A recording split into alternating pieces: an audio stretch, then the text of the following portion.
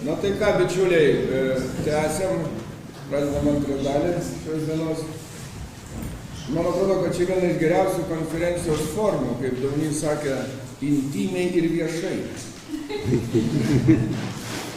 Čia tai yra didžiausia paslaptis, kad būtų ir ne per daug garsu, gilu ir tuo pačiu vieša. O dar priedo, kadangi žiūri Lietuva, ar galbūt ne tik Lietuva, bent jau mes kultūros kongresas išplatinam labai plačiai.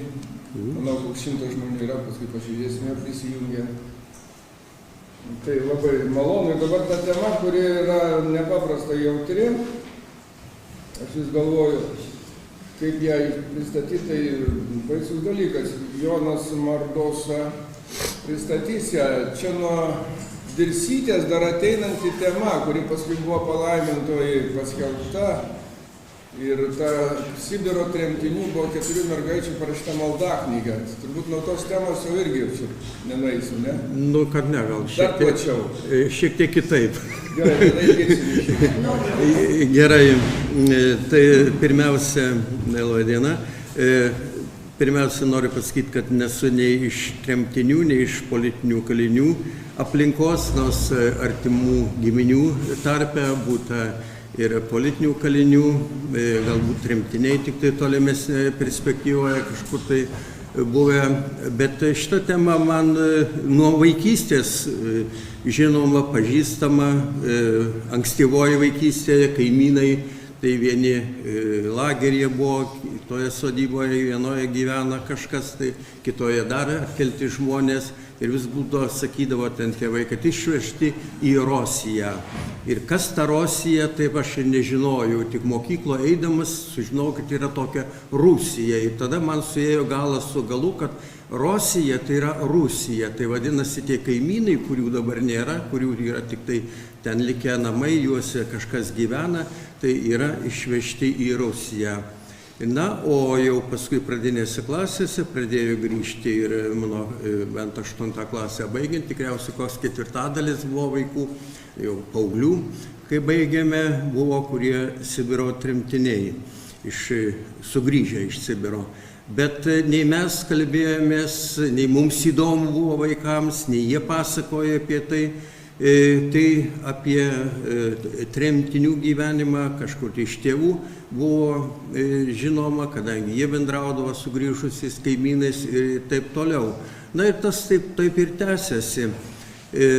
Ir netgi štai, nors aš patekau į kompaniją, kur daugiau apie Vaidotą Daunį kalbam, aš su juo nebuvau pažįstamas, aišku. Nors gerai žinojau, kad yra toks, galbūt gerai žinojau vien dėl to, kad pažinojau Stasį Daunį, tai yra jo tėvą, su juo tekdavo pabendrauti, dirbau tada Istorijos institute. Tiesa, mūsų kalba daugiau buvo apie pirtį, ne apie jo gyvenimą, ir tuomet tema nešnekėjom, o apie pirtį todėl, kad tai yra, bene vienintelis Lietuvoje, kuris išsamei rimtai yra tyręs pirties papročius. Tai būtent Stasys Daunys.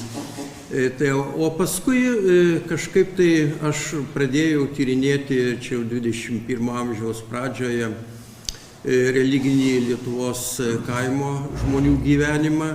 Ir natūraliai kažkoks tai dėmesys krypo tai, o kokiu būdu tie žmonės, kurie buvo kaime pakankamai tikrai religingi, jeigu kaime vienas antras buvo, kurie ne parapijos mastu, kaip yra tekę skaityti, kad 40-mečio pabaigoje ten vyskupai rašo klebonas ataskaitą ir mini, kad visoje parapijoje iš kelių tūkstančių gyventojų yra gal 4, kurie tik tai yra ne parapijos nariai. Taigi tikėjimas įsišaknyjęs buvo, sakykime taip, iki 20 amžiaus vidurio tikrai giliai. Ir kokiu būdu, ar jisai prasitęsė tolimesnėje perspektyvoje, kada jie persikėlė ir į kokias formas įgavo ir kaip jie, kokius pavidalus turėjo. nes žmonės, aišku, kėlėsi tikrai, keliami buvo tikrai religingi. Ir tada man natūraliai susiklostė tokia perspektyva, kad pasižiūrėti tas religinio gyvenimo formas, kurios galbūt mažiau individualios, bet buvo bendruomeninės įvairios, kaip jos tęsiasi gyvenant Lietuvos tremtiniams įvairiose Sibiro vietose. Na ir toks buvo sutapimas, kad mano kolega amžinatilsį Vacys Milius išleido mūsų krašte, tokiame žurnale, klausimyną nedidelį tremtinių ir politinių kalinių etnologiją. Na ir aš tada pasinaudojau šitą klausimyną ir pradėjau rinkti medžiagą, bet paaiškėjo, kad jis labai per daug schematiškas, reikia gilesnių tokių kitokio turinio klausimų, išplėsti juos. Na ir tada praplėtęs užsiėmiau rimtesniu tokiu darbu ir per kiek tai laiko išėjo taip, kad čia akademiko Jovaišos jubiliejų, žinau, knygoje aš apie gegužinės pamaldas Sibire išleidau tokį paskelbiu straipsnelį. Na, o štai platesnė visa mano to visos medžiagos rinkimo tema. Esu tik tai Vengrijoje ir prieš keletą metų Lvove anglų kalbą paskelbęs, o Lietuvoje taip, kad nemažai daręs ir mažai rinkęs su studentais kartu medžiagą, kadangi dirbau Edukologijos universitete, kol jis gyvavo. Ir dabar aš, kai kuriuos šitokius momentus jums papasakosiu. Galėčiau, aišku, skaityti, bet tai yra labai ilga, turiu ir tekstą. Jeigu bus leidžiama, tai gal tada bus galima išspausdinti ir detaliau. Nes, sakykime, toks aiškėja vienas labai esminis momentas, kad yra tam tikra schema, tai yra kalendorinės šventės. Pagrindas tai Velykos, Kalėdos. Suprantama, kad tos privalomas religinės šventės jos negalėjo būti, netgi ir su tomis, dar šnekėsiu toliau, paminėsiu, buvo gana sudėtinga.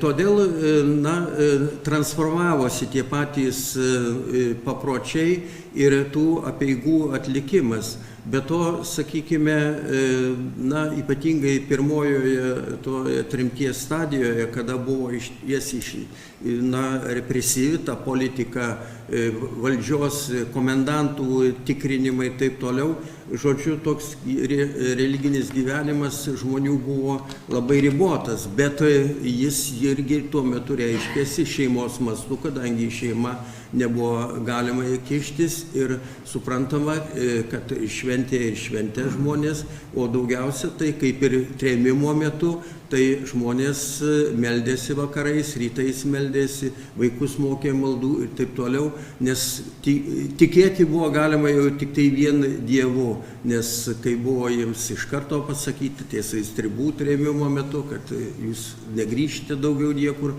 bet tą tikėjimas jiems suteikė viltį ir palaikė juos tome ypatingai tame pirminėme laikotarpyje. Šitą aš sužinojau, būdamas gal pirmoje klasėje, grįžo kaimynė iš Sibiro ir mama mane nusivedė ir aplankyti jos ir kažkaip man įstrigo visam gyvenime jos pasakymas, kad kol Stalinas gyvas buvo iki to laiko, buvo nežmoniškai sunku, paskui ten jau nedetalizuosiu, ten išvis buvo tragiškai, jai paskui negyveno su savo dukra, kuri buvo ištremta. Tai visi, kurie pasakoja tą arba po 90 metų išleista nemažai atsiminimų tremtinių, jie būtent šitą akcentuoja. Bet galbūt aš šiek tiek blaškausi, reikia pasakyti tai, kad tuos atsiminimų, kur yra knygų, straipsnių rinkinių ir panašiai, yra tas religinis gyvenimas labai mažai liečiamas. Arba šventė, tai yra parašoma porą eilučių ir aš pradžioje nesupratau, kodėl taip yra. Žmonės tikintys, žmonės meldėsi, jie nerašo. Ir paskui man šovė tokia mintis, ir nežinau, ar jinai tai yra teisinga, kad jie nerašė apie tai, kadangi tai buvo natūrali jų gyvenimo tąsa. Tai yra buvo jų kasdienybės kažkokie tai veiksmai, kad atsikėlus pasimelsti, vakare einant gulti pasimelsti ir taip toliau, šventę reikia švęsti ir taip toliau. Jie jo neišryškino ir todėl visuose tuose atsiminimuose, kurių yra nemažai skelbta. Na, pradžioje tai pirmasis tas buvo Grinkevičiūtės, kur aš perskaičiau apie savo kolegą, kuris neseniai miręs, Antaną Daniliauską, kaip jisai, kokio jisai būsenoje buvo, kada jo motina ten prie Laptevų jūros buvo laidoma ir taip toliau. Taigi tokie momentai, jie klostės į tam tikrą schemą ir galiu pasakyti, kad jinai yra tokia esminiai, bet turinys yra kiekvieno atveju labai skirtingas, sakykime. Vienais metais galėjo žmonės ten turėti kažką tai tokio valgomo, pavyzdžiui, ten per Velykas net kiaušinį gali turėti, o kitais metais jie netgi bulvę išvirdavo, todėl kad tai yra tam tikras simbolis, kažkas tai panašaus į kiaušinį ir dar kažką tai pridėti ir tokiu būdu susės šeimoje arba dar kelios šeimos ir valgyti tas Velykų ryto tuos pusryčius. Lygiai taip pat ir su kitomis. Tai va, bet tada gal, na, čia yra tokia tremtinių vaikų nuotrauka. Na ir štai čia yra, apie ką aš norėčiau šiek tiek pašnekėti, o toliau aš paskui rodysiu nuotraukas ir komentuosiu jas ir maždaug buvo atsiskleistas visas aspektas ir paskui, jeigu liks laiko, tai aš šitą tokį apibendrinimą padarysiu. Tai va, religiniai tie įvairūs veiksmai prasidėdavo dar trėmimo metu. Būdavo, kad vagonuose ne tik tai individualiai melsdavosi, bet ir kolektyviai giedodavo ir netgi yra žinoma, kad apie jas aš šnekėsiu, gegužinės pamaldos, kurios visą būdavo gegužės mėnesį giedama kaimuose namuose, tai netgi traukinyje giedodavo vežami į Sibirą. Taigi tas toks individualus buvo arba kolektyvinis ir jisai išliko per visą tremties laiką. Ir kaip matysime, tos šiek tiek transformavosi ir įgijo ten kitokius pavidalus. Na, tai kokio gilumo tikėjimas buvo tų žmonių, kurie buvo tremiami į Sibirą, rodo tas faktas, kad kada jie buvo ribotą kiekį galintys pasimti su savimi kažkokiu tai daiktų arba ten aprangos dar ką nors ir buvo tikrinama.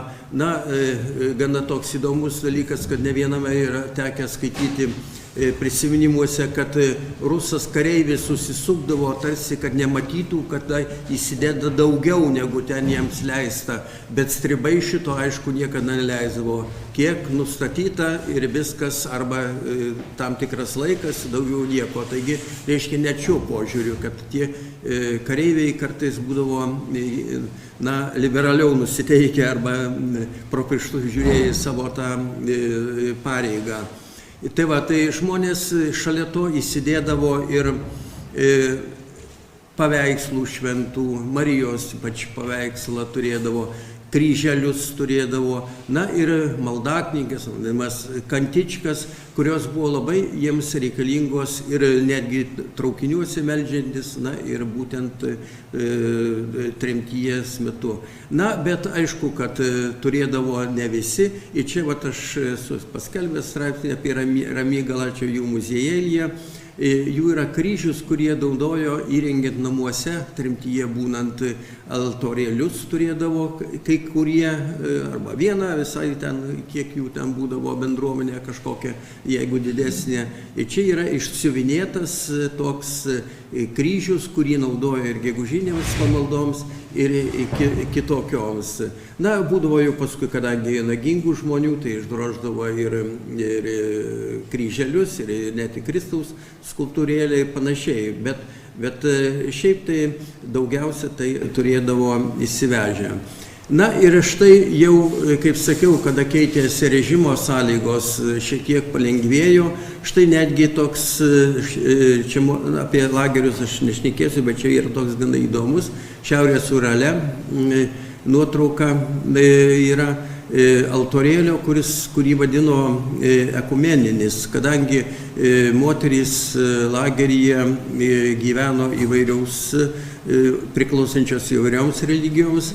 Tai prie to altorėlio, čia matote, Marija stovi ant tarsi gaublio, toliau žvakių, sugebėjęs ten buvo įsirengti tą altorėlį ir prie jo ne tik tai katalikės, ten lietuvės eidavo, bet, sakykime, rinkdavosi ir protestantai ir netgi ten stačiatikių, žinoma, kad būdavo, ateidavo ir panašiai. Tai toks gana įdomus. Na ir kaip minėjau, kad nuo XIX amžiaus vidurio Lietuvoje buvo labai populiari, gal dar kas nors ir iš jūsų ir atsimena, nors vargu, aš tai vaikystėje atsimenu vieną, kad labai norėjau į Gegužinės pas kaimynus, kad nuvestų, bet nuvedė mama ir užmigau, daugiau nevedė. Tai va, bet jos kitoje sodyboje buvo ir labai gerai atsiminė altorių, kadangi ten buvo išvežti į Sibirą, gyveno kitos šeimos, rinkdavosi, ten nemažai vaikų buvo, na ir mes ten lakstydavom dar mokyklo neįdant ir buvo pastoviai įrengtas altorėlis, ten moteris buvo giesmininkė, dukros jau paaugė gerokai, irgi gerai giedojo ir visat rinkdavosi. Bet štai va čia yra toks įdomus dalykas. Lietuvoje buvo pagrindinis gegužinių šitų, nes kaime būdavo 1-2 altorėliai, kiek žmonių priklausomai nuo to. Tai būdavo arba kambaryje, kur nors įrengiama, mano kaimas gatvinis, tai yra linijinis toks Užnemunės dzūkų, tai mano linijoje buvo kambariuose, bet per ežerą kitoje, antroje linijoje kaimo buvo klėtyje, Svirne. Na tai yra irgi toks antras variantas. Vilniaus krašte yra gamtoje ir iki šių dienų išlikę, tai yra giedojimas prie kryžių, nors kai kur būdavo ir kitur dar giedama kartais, bet čia toks jau nuolatinis. O štai Sibire buvo lygiai taip pat tęsiama ta gegužės mėnesį, aišku, ne kiekvieną dieną, Lietuvoje tai dažnai vos ne kiekvieną dieną rinkdavosi ir giedodavo. Ten giedodavo šiek tiek, aišku, rečiau, daugiausia savaitgaliais, įsirengdavo altorėlius kambaryje, bet štai va čia yra unikalus, 56 metai, aišku, čia jau tremties daugeliui pabaiga, Zimos miestas, čia nemažai aš turiu ten nuotraukų, nes Zima tai netoli Irkutsko miestas, kuriame gana buvo didelė bendruomenė, ten kaimuose gana daug lietuvių gyveno, tai va čia unikalus, reiškia, va, Sibiro toje komunistinėme, kur jau religija buvo išvyta iš to viešo gyvenimo, lietuviai šalia gyvenamo namo įsirengė štai altorėlį, matote, ir štai prisirinkę kiek žmonių. Na, aišku, čia daugumoje moteris, nors o čia vyrų irgi sėdi priešais, taigi yra keliasdešimt čia vos ne žmonių. Tai yra, sakau, unikalus toks atvejis, kad būtų. Na ir dar vienas aspektas yra įdomus, kad 56 metai Lietuvoje faktiškai jau tuo metu užgeso šitą tradiciją, kadangi prasidėjo migracija žmonių ir mažėjo gyventojų, na ir kažkaip tai, nes valdžia nereglamentavo Lietuvoje, nesikišo į tokius draudimus, aišku, koks nors komjaunuolis neidavo, bet šiaip kaimo žmonės rinkdavosi natūraliai, bet Sibire faktiškai per visą gyvenimo tremtyje laiką šitos buvo gegužinės pamaldos, gegužinių litanijų giedojimas gana gyvybingas, nes, kaip sakiau, žmonės, kurie giesmininkai įsivežė giesmyną, nes litanija gana ilga, šitas Marijai skirta, tai mintinai ne visi mokėjo, bet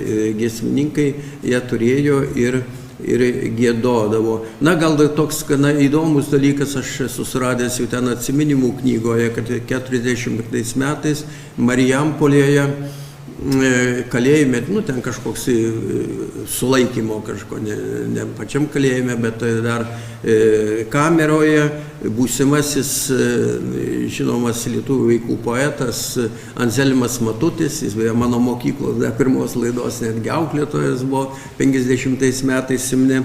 Jisai vadovavo gegužinių giesmių, vedė gegužinės giesmes. Tai gana toks yra pavyzdys, kiek tuo metu buvo jos gana svarbios. Nu, bažnyčiose jos ir sovietmetyje neišnyko, bet kaimuose kas čia neina toliau man.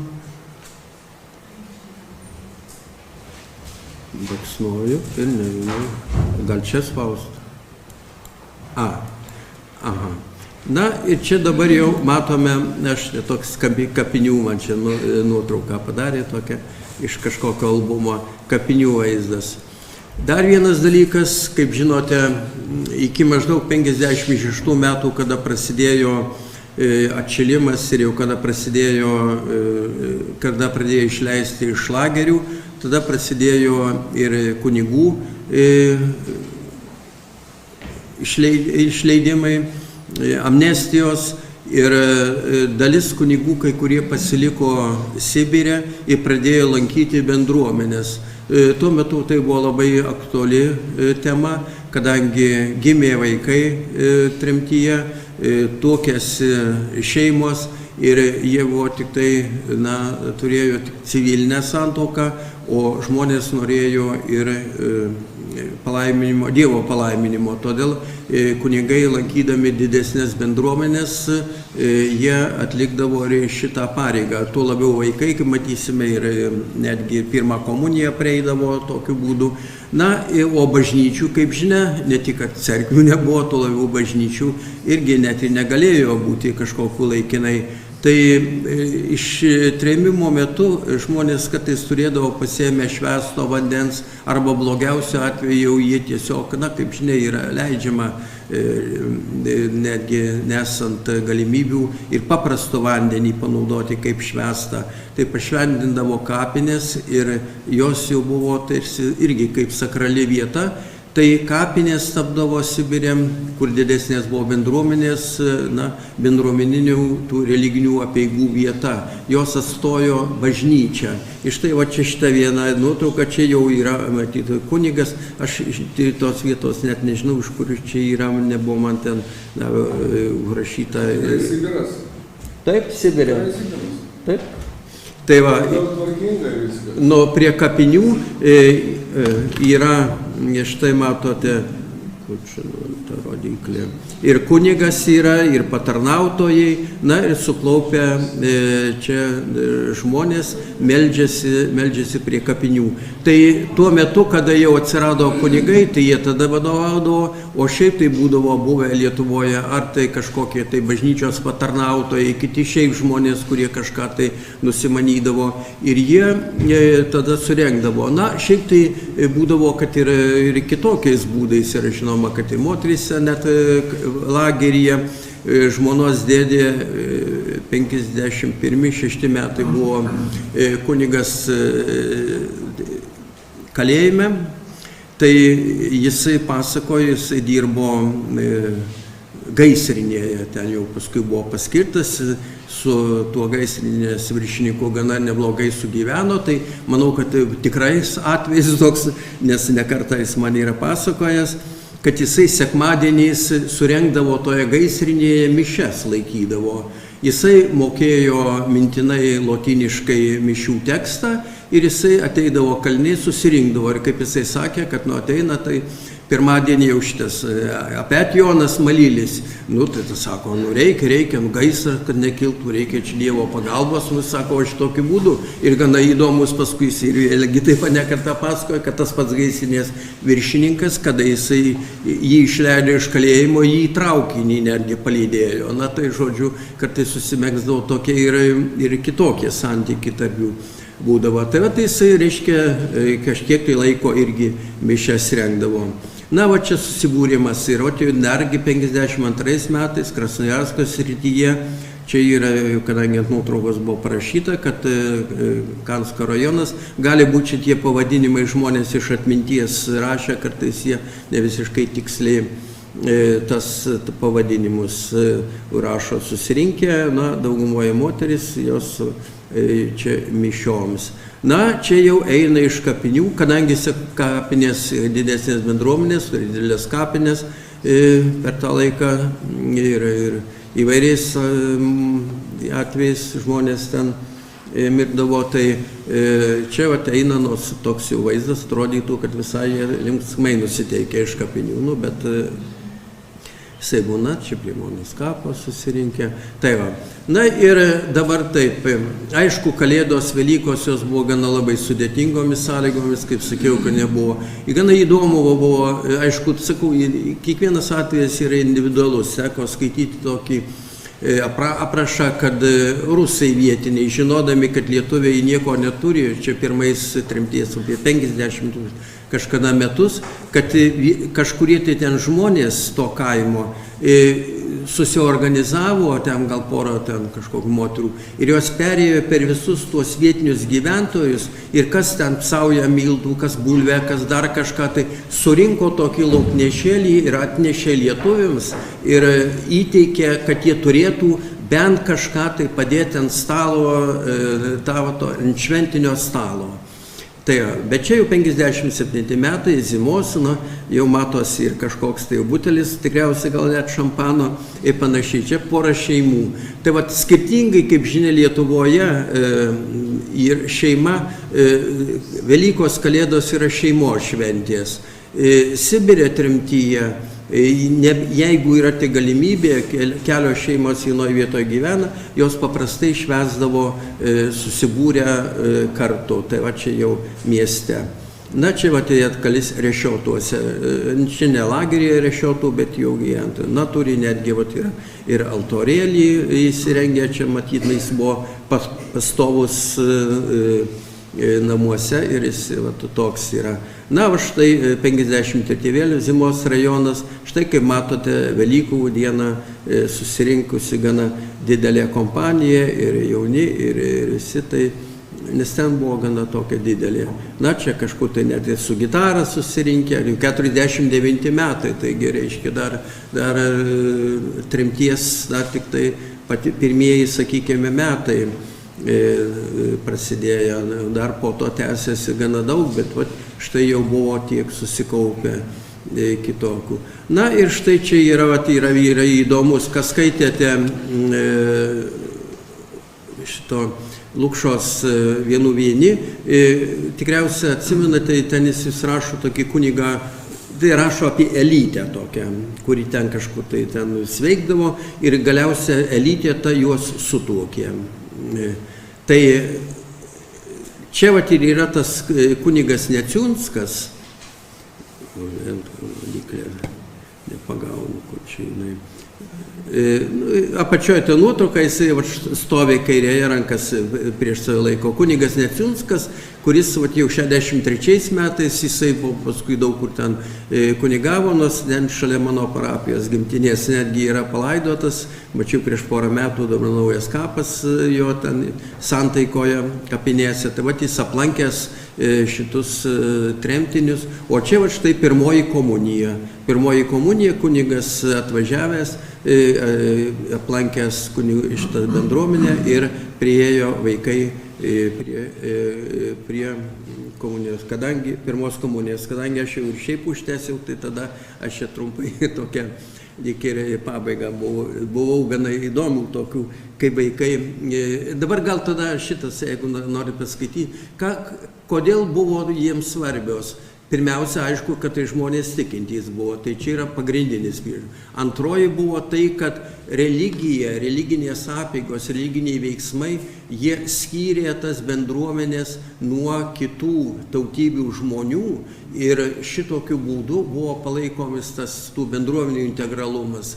Brėžiama ta riba, palaikė tautinės aspiracijas ir žmonės, tikėdamiesi sugrįžti į Lietuvą, aš jau liko, taip mano per daug išnekėjau, nepasakyta, kokiais būdais tą tautiškumą auklėjo, nes jau iškilo pavojus, ypač po Stalino mirties, kada režimas susilpnėjo ir vaikai, kaip ir šiais laikais imigraciją turi, jau jie nenorėdavo lietuviškai kalbėti. Jie sakydavo, kam kalbėti, jeigu tėvai, tik mes namuose kalbamės gatvėje ir tėvai kalbate rusiškai ir mokykloje mes kalbamės rusiškai, taip toliau, kam ta mums lietuvių kalba buvo ir norinčių, netgi buvo to, kurie paskui ir pasiliko gyventi Sibire. Taigi ta idėja, kad tėvynės prievarta prarastos idėja, kad išliktų gyva ir vaikuose, kad jie suprastų, jog kiek jiems yra ta lietuvių kalba ir lietuviams būdingas tikėjimas svarbus, juos tai gana stipriai palaikė, o čia kažkur tai mano buvo dar, gal čia kai skaičiau kažkur rusiškai likę, nesvarbu. Tai šitos apeigos buvo gana tikrai jos svarbios ir svarbiausia buvo dar paskutinį sakinį pasakysiu ir tai labai tiksliai labai paliudija tą faktą, kad grįžę ne viename atsiminimuose tekę skaityti, kur rašyta, kad, reiškia, sugrįžę į Lietuvą žmonės nusistebėjo, kad jie Sibire labiau išlaikė tikėjimą nei gyvenantys Lietuvoje. Net tokį faktą. Ir ačiū uždėmesį. Tai čia ko gero esmė. Tai yra esmė, kad nelaisvės sąlygomis žmonės daugiau išsaugo negu laisvės. Taip. Čia yra paradoksas laisvės, jis amžinas, o jūsų šitą patirtis atpasakota greičiausiai iš giminių įvairiausių, iš artimųjų pasakojimų. Ne, kadangi, sakau, čia rinkta visoje Lietuvoje. Nes tos sistemos tai nėra čia. Sistemos nėra, kadangi jos neįmanoma. Galima Velykos, Kalėdos, o toliau viskas, kiekvienais metais viskas labai keičiasi, tai yra fragmentiška. Galite sakyti, kad gegužinės likę iki 56 ir toliau dar. Kol gyveno jie Sibire, jie tą turėjo. Tai kad Lietuvoje aš atsimenu išgyjęs, tai dar ir 60 kažkuriais 9. Gegužinės giedojimas, taip. Bažnyčiose visur, bet kaimuose altorėliai, kurie buvo, jie, vienetai buvo dar iki maždaug galėjo pasitaikyti iki 60, individualiai būdavo šeimos mastu, bet kad kaimas susirinktų visas pas vieną žmogų prie altorėlio, jau jos maždaug, apie tą laiką jos faktiškai nyko, nes jau prasidėjo migracija, žmonių važėjo ir į miestą. Ne, tai žmonių daugėjo, Lietuva gyvenime. Daugėjo, bet mieste to nebuvo. Lietuva patyrė stebuklą, milijoną gyventojų tą duobę 60 metais užpildė gimstamumas. Tai čia stebuklas, milijonas prarastas, milijonas atrastas, 61 jau baigėsi gimstamumo bumas. Bet visą tą, keturi vaikai buvo norma. 59 metais 78 procentai dar gyveno Lietuvos kaime, bet žinoma, po 10 jau buvo tai tik tai kaimas. Tai čia apie kaimą yra kalbų. O paskui, sakau, rinkta buvo įvairiais būdais ir neakivaizdiniai studentai, kadangi yra sudėtinga, žmonės neatsiveria atėjusiam, nepažįstamam, nenori prisiminti. Bet jūs čia papasakot praktiškai, kad net persekiojimų nebijojo. Šiaip Dirsytės patirtis rodo, gal ne vėl tai šią paminėjau, kad tas Sibiro tremtinių maldaknygė priėjo per rankas ir už ją gaudavo ir karcerį ir taip toliau. Buvo apie karceris taip, bet čia aš apie tremtinius. Buvo ir tokių, kurie buvo ir nubausti. Buvo netgi reikalaujama, kad giesmės išverstų, nes nežino kokią temą gieda ten. Nes lietuviai tų vertimų, kad į tekstus buvo, kad netgi ir ištrėmė taip. Bet sakau, labai yra individualūs atvejai, priklausė nuo komendanto. Pagaliau lietuvių tarp juk irgi buvo skundikų, kurie paskūsdavo kažką. Taip tas gana sudėtingas, painus, bet toje sudėtingoje ekstremalioje situacijoje tas jiems daug kur palaikė tą viltį išlikti ir sugrįžti į Lietuvą. Labai sunku dabar tuos papročius atstatyti, ar ne? Iš vis archyvose turbūt niekas nerinko. Niekas nerinko, buvo mano idėja, aš buvau pateikęs projektą, pinigų, kaip parašė, kai visada, paskui pedagoginį žlugo, tai viskas liko.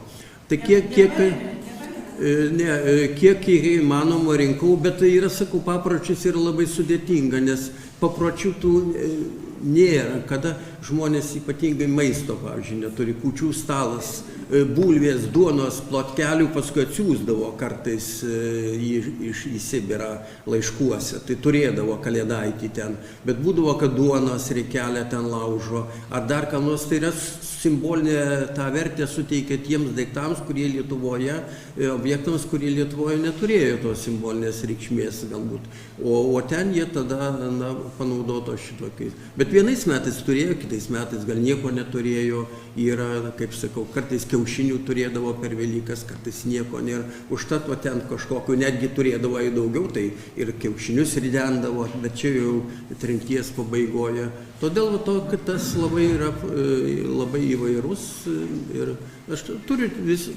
pavyzdžių labai daug turiu. Aš nesu girdėjus iš viso, kad būtų kas nors tyrinėjęs tokią temą, papročius.